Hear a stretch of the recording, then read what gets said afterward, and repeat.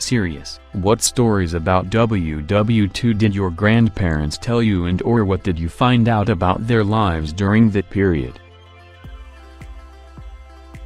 One grandfather was in the AF, fighting in the jungles of Papua New Guinea on the infamous Kokoda track. He had nightmares about his experiences for the duration of his life and only spoke about it to me briefly when I was a kid. He mentioned that he would often cut his own path through the thick jungle, because the Japanese would hide up in the trees and ambush them. He wasn't a fan of the bully beef and was constantly soaked through due to torrential rain and mud. He never smoked, but would win cigarettes off his mates in card games, then light them and hang them from the entrance to his tent, to help keep the swarms of mosquitoes away. He also coldly told me that the Japanese killed all his friends. He helped build some of the jungle runways for the American planes to later land. He said that once the Americans came, things began to improve. My other grandfather was in the Royal Navy, in the Arctic convoys, delivering much-needed supplies to the Russians in Murmansk. Winston Churchill described the convoys as the worst journey in the world.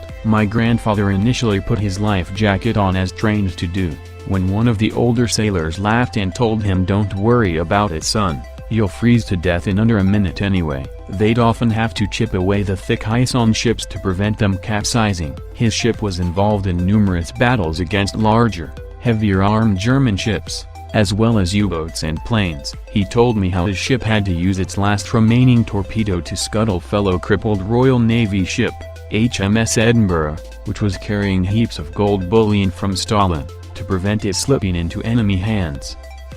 The gold was salvaged in the 1980s. Edit. Thank you for so many kind comments. I have found it really interesting, and a little emotional, reading all your stories of family members' WWII experiences, especially those also on the Arctic convoys or Kokoda.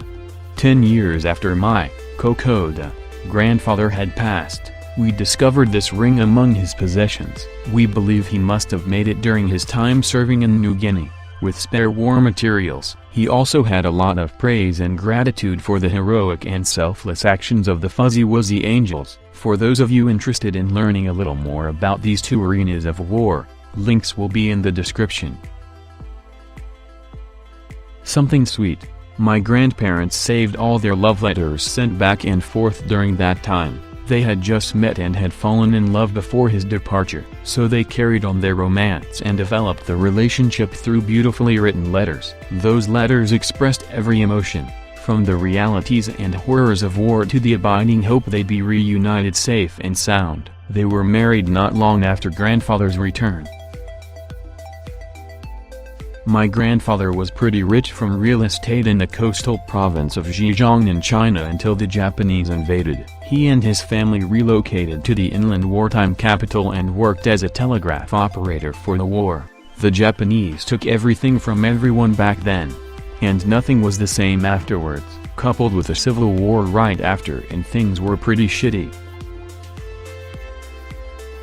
My granduncle was part of a cleanup crew in Japan after the Battle of Leyte, so after all the fighting was done, they'd send his unit in to clear out the bodies of the fallen Japanese. He said that they would loot their bodies, take treasures like knives, swords, gold off the teeth, and then put their bodies on a giant landing craft, the kind that open up on the beach, and take them out to sea to dispose of them. He says he'll never forget watching the sharks just go to town on the dead. Haunts him to this day. Edit.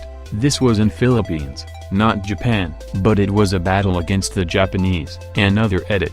The intention was to give them a sea burial since the Japanese left their dead upon retreat. It wasn't meant to desecrate the deceased further.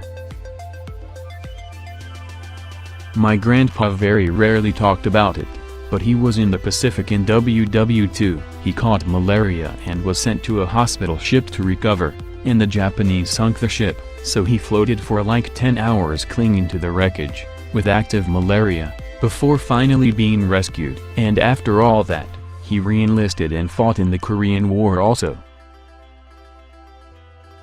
He never said much, but he did talk once about throwing explosives of some kind in a river to catch fish. He was in the South Pacific as a Marine. I just remembered another one.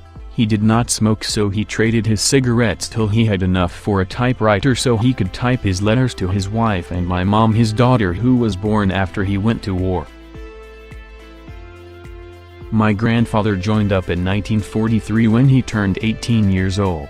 He was stationed on a Pacific island where he basically became a radar O'Reilly. His family were Mennonites, so he was a conscientious objector. He was a medic, clerical worker, cook, ditch digger, driver, and anything else that he was asked. Most of his time was spent cleaning up after everyone else and watching for air raids by the Japanese Air Force. Edit. My mom said that he watched the Japanese plane surrender on the USS Missouri. My grandfather lost his twin and his mother in a German bombing raid during the Blitz. He was 15 at the time and an alcoholic for most of his adult life. My great-aunt told me she and her friends used to play in the bombed ruins of buildings near their home in West London. In retrospect, she realized how dangerous it was to be 3 stories up a crumbling building, but at the time, they didn't care at all. Thank you for watching. Subscribe for more.